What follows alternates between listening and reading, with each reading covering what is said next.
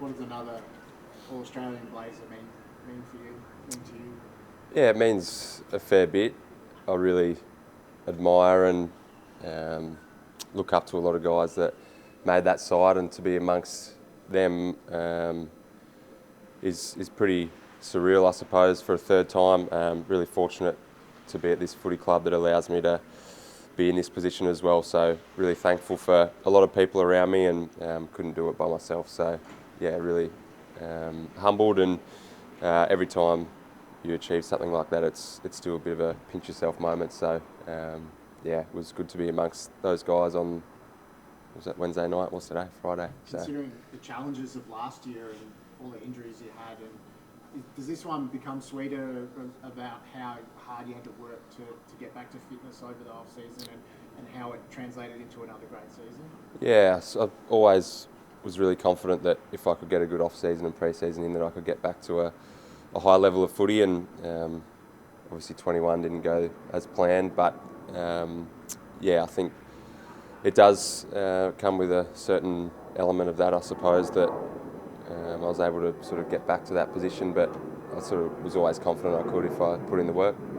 You basically forecasted at the start of the year, but it was like you laid down a challenge to yourself by saying you were better than ever before. Was that a conscious decision to kind of like put it out there for yourself to chase that next level? Not really. I had real absolute confidence in the work that I'd put in, and it's really, I said it on Wednesday night, but it is cliche, but if you put in the off season and pre-season, it's going to yield results. So I was really confident that I could do that. I always have really high expectations of myself and standards. So I haven't achieved what I want to yet. So we're not there yet. But yeah, I was really confident in the work that I had put in, that it would yield results like this. You're also once again, I think, still the outright favourite for the Brownlow. I mean, I don't gamble, so I haven't seen the odds recently, but I mean, that must be another. The list of guys who've won the Brownlow twice is pretty small. What would that achievement mean to you if you could come out on top again? I'd be pretty embarrassed, and I wouldn't sit comfortably in that list, that's for sure. But I feel like there's a number of guys that can win it this year, so I'm not really worried about that, and I don't think that'll happen, to be honest. So I think guys like Clayton Oliver and Andy Brayshaw, Paddy Cripps, I reckon those three will probably be really high in number of votes this year. So I don't think that I'll win that, but if it did happen, yeah, it wouldn't sit comfortably with me at all. But I remember 2 years ago you pretty much said exactly the same thing as well. You said, I don't think it's going to happen. I'm not expecting to win. You're always very humble about your own performances and your own achievements. Does it? I don't know. Is it something you struggle with when everyone's talking about how good you are and how your performances have been, and when you are at that top of the thing and you don't necessarily always see yourself that way? yeah, it's a funny one. I think for me, I have an inner belief that when I'm playing my best footy, I'm the best out there, and you've got to have that, I think, at times. But I think it's more when I'm in this environment, or sitting at home on the couch and someone says you're the Brownlow medal favourite or something, it's like far out. That doesn't seem real to me. So yeah, it's really weird. I feel like when I'm in footy mode and I'm training and playing, and that's when I feel most at home. I feel like I'm a great player and can perform at a high level, but when I sit back and I'm sort of reflecting on things, or hearing those things said about me from other people, then it doesn't sit too well with me. So it's a funny one. And then it is what it is. Whatever happens will happen. But I feel like for me, it's just all down to hard work, and I feel like all my career and even my junior career have sort of had that underdog mentality, and that's what's got me to play 200 AFL games. So I won't be losing that anytime soon. I've got to imagine Wednesday night, that honour, it would give you a bit of a pep in the step, just a little bit of a kick coming into the finals, is that? Yeah, it's maybe a little bit of reassurance, but like I said before, I'm sort of my own worst critic and drive standards myself, so it won't give me too much motivation, but it's a nice sort of recognition, I suppose, and to be around those players as well, you feel like you're in elite company on the night. You mentioned the underdog status. You may have to take that on board next Thursday night. You've been written off by right across the industry. Do you sort take that on board and help that? Does that give you motivation? Yes and no.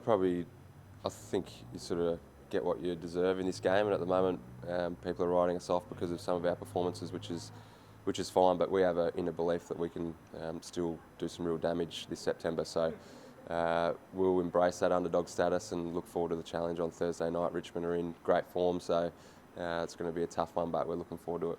Where's it come from, that belief? Probably the body of work over 4 years, ever since I've been here. We've won a lot of games of footy. I know our finals record isn't great. We've beaten Richmond in a final and they went on to win the premiership. We've had 2 really close losses under a goal in finals, and every team that we've played in finals have gone on to play in the grand final. So we've been around the mark for a number of years now, and I feel like it's no different this year. Where I still feel like our best is capable of beating anyone. So we'll see how we go. Do you think that, like, that in isolation, like you say, all those, there are reasons behind that record, but do you think at the end of the day you still haven't been able to play your best footy at this time of year over the last 4 years? Is that fair? Yeah, I think the difference between the best teams are so marginal that sometimes it can be a bounce of a ball, or sometimes you're a bit unlucky. But I think, yeah, if you look at the facts, we're 1 and 5 in the last 3 final series, which doesn't get it done. So we know we've got to be better in those big games for sure. You're a good bounce back team. Like I'm trying to remember the last time we went back to back losses. I don't think we've done it this year. Yeah, so that gives us confidence as well. I feel like when we're under the pump and on edge a little bit, it brings out the best in our team, which is something to be proud of as well. We sort of know that when we get challenged, we can respond. So got full confidence in the guys. There's no love lost between you guys and the Tigers. Again, I was going back through highlights of the last couple of games at the Gabby, and it was in your face stuff. There's a lot of rough and tumble, aggressive. That's when you play your best footy. You get a little bit battle scar. What happened last week, where we're talking lines getting crossed and stuff like that. Do you get a bit gun shy because of that, or do you just still go in and we have to go 100%? I think we play our style of footy, and when 2 good teams come up against each other, that stuff just tends to happen. It's not manufactured, it's just part of the game, and they're sort of the best rivalries when there's 2 teams that have been sort of towards that top end over a number of years. That builds great rivalries. I feel like we've built that with Richmond. There's been some great games. We had one a few weeks ago at the MCG, so I feel like when it's 2 good teams going at it, those things just tend to happen without manufacturing it. It just tends to come along. So you're not gun shy after last week, but as a team, like, do you think we need to pull back a little bit? Nah. I don't think we went out of our way to. It wasn't spoken about to try and be over the top physical last week. I feel like they came to play. We were probably a little bit shocked in our performance, our start, and then guys were involved in a couple of wrestles and things like that. So it's probably spoken about a lot more by the media than what it was internally. Are you frustrated that the incident with Zorko's continued to drag on right through the week? Nah, I'm not frustrated at all. I've moved on from that 100%.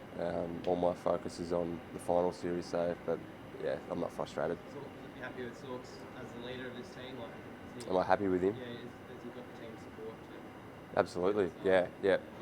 He's our captain. That won't change through September, so we'll back him in 100%. What are you expecting his performance to look like on Thursday, given what he's been through, I guess, over the last week? Expect him to lead from the front like he usually does. He provides great intent with defensive pressure, tackling. His ball use is first class. Expect him to put his head over the footy and win it for us and get to work. It's been a sort of a trademark of his career that he's a very fiery, feisty guy. He's always played with a bit of a chip on his shoulder, particularly because of the way his career started. Do you hope that he still has that sort of chip on his shoulder and that aggression in him, even if maybe he crossed the line last week? I think you'll see him channel that into winning the footy and standing up for our guys in the way that he plays rather than any of that stuff. Expect to be facing Dustin? Yeah, I would have thought so. Yeah, I think from what I've heard, he's going to be ready to go, which is exciting. I love playing against the best players, and he's probably the best of my generation. There's a few of them that are pretty good, but he's right up there. Hoping he's undercooked? Yeah, hopefully he's a little bit underdone, but we expect his best. He's a once in a generation type player, so we expect him to be. This is his domain as well, September, so we expect him to be firing.